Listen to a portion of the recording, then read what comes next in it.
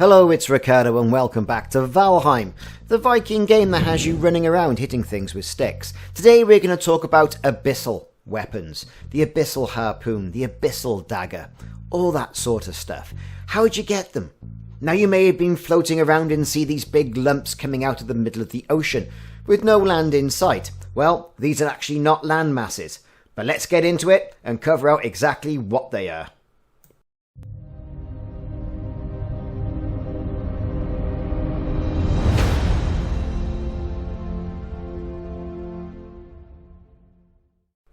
There you are, floating around on the ocean. It's a lovely day, and on the horizon you see a landmass protruding where there shouldn't really be a landmass in the middle of deep water.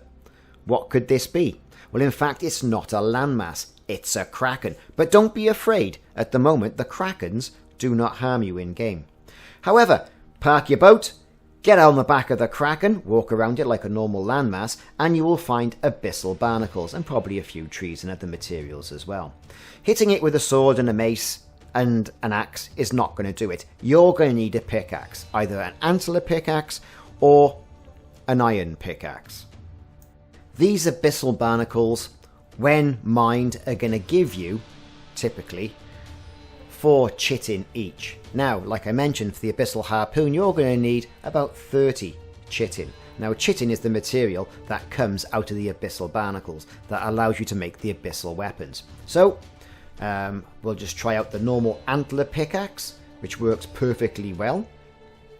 Approach your barnacle, give it a good thwack with your antler pickaxe, and the Abyssal Barnacle will soon wear down, and out comes chitin. And you can see I get new materials, a new crafting recipe, and all the rest of it. You know, the Abyssal Razor is a dagger, right?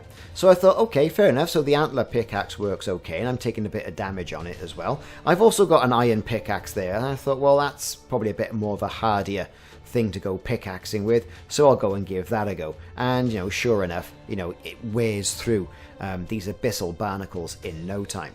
Now, what you will notice is not only will you be gaining about 4 chitin for each barnacle that you attack and you mine and harvest, but every time you hit one, the ground shakes. Now, this is generally because the kraken you're standing on and basically wearing all the barnacles off its back, you think you'd be happy about this, is going to start to get a little bit irate. Don't panic, just remember where you've parked your boat. And here you are, you can see I'm getting rid of those abyssal barnacles, picking up all that chitin, up to about 30 chitin now, so I've got enough for my abyssal harpoon. I've got 28. A few more, no dramas. So here we go, giving it another thump, and the ground starts to shake. You know something's up. Every time you destroy one, things start happening. And you think, oh, what's going to happen, what's going to happen, what's going to happen? Don't worry, all you got to do is once you've got the abyssal barnacles that you want, you've got the chitin, jump back on your boat before this sort of like kraken made island disappears. So you've got to leg it, and once you've legged it, get back into that boat.